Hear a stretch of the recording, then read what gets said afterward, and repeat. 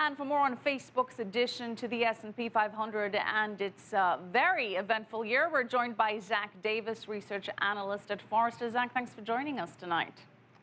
Hello, thank you very much. I'm glad to be here.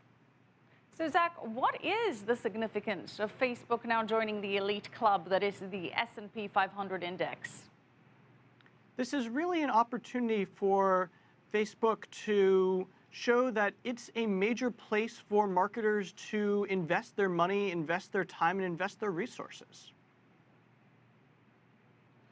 Okay, Facebook is selling its new shares, which will primarily be offered to index funds that track the S&P 500, and they may be required to purchase Facebook stock as a result of this inclusion in the index. That's why we're seeing the sell of shares. But regardless, it's going to bring in about $3.8 billion more to the company. So what do you think Facebook should be doing with that money? Facebook's made it very clear that they intend to be fairly acquisitive in maintaining their competitive advantage as the place for people to spend time interacting with their friends, be it with the Instagram acquisition or with their rumored attempt to buy Snapchat. And I expect to see that continue. But I also expect them to continue to build out a tool set to make the platform more usable and more friendly for marketers and more sticky and more interesting, for lack of a better word, for users. So do you see acquisitions on the horizon with this money? Do you have any prospective targets that you think that Facebook would benefit from purchasing from a marketing point of view? I don't think that Facebook has any immediate, this is who I need to buy today targets, because if they did, they would have already done so. They have plenty of cash in the bank, and they don't need the money to buy anyone tomorrow. I think it's going to be something that they're going to continue to look at medium term as they say, do we want to acquire someone who will help us with analytics instead of relying on third-party partners to help us with analytics? Do we want to acquire another social network like we did with Instagram to maintain our moat around users' time and attention? Well, let's focus on Facebook's last earnings report that really sent investors into the stock and inspired a lot of confidence. And the last earnings report showed that profit doubled from the same quarter last year. Mobile ads now account for 49% of all Facebook ad revenues. Why has Facebook been so successful with selling mobile ads? Facebook has realized that their app is a place to broadcast messages and reach new people who don't already know about a given product or a given solution and are a captive audience because they're seeing those ads in the stream. And to some extent, those mobile ads today are very basic. They have very little social element to them, and they have very little interactive element to them. What they are is they're a display ad that catches people's attention and makes them actually see it as they read through content in their newsfeed. Well, Facebook is stepping up the ante. It's going to be rolling out video ads this week. Why is this important to its overall ad strategy?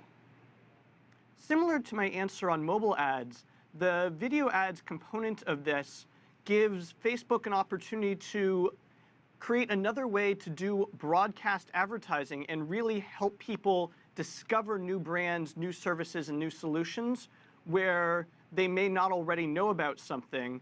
And it's another sign that Facebook's taking a step back from creating kind of an innovative new model for advertising or marketing and saying, we're going to be the best we can be at some traditional forms of advertising. But Zach, the video ads, they're going to show up even when you don't click on anything. They'll just be static, and then they'll become visible on your news feed screen.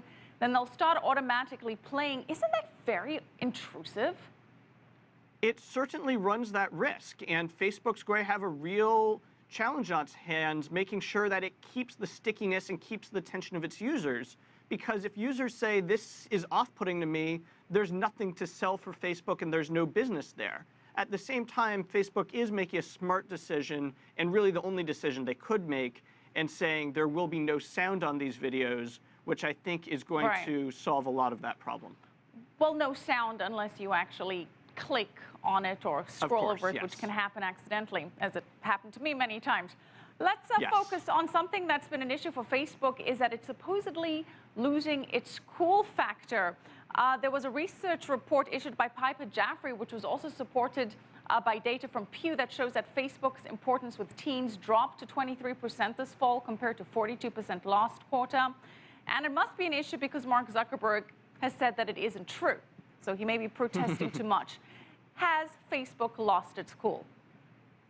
I think the challenge for Facebook around that question is with anyone who's not entering a social networks for the first time, anyone who's not a teen, a preteen, there's a locked-in effect. It's difficult to build your social network and build your social graph on a new service. And that's why a lot of the new services actually allow you to log in with Facebook and piggyback on Facebook's user base. Whereas with a preteen or a teen, they're able to make a choice. Do I want service A or service B? And Facebook has to really work and say, how can we be attractive to those people who are making a choice? Do I want Facebook or do I want something new? Be it Snapchat, be it Instagram, which they acquired, be it any number of other short messaging services out there right now. Okay. I'll Facebook you. Thanks so much, Zach Davis, research analyst at Forrester.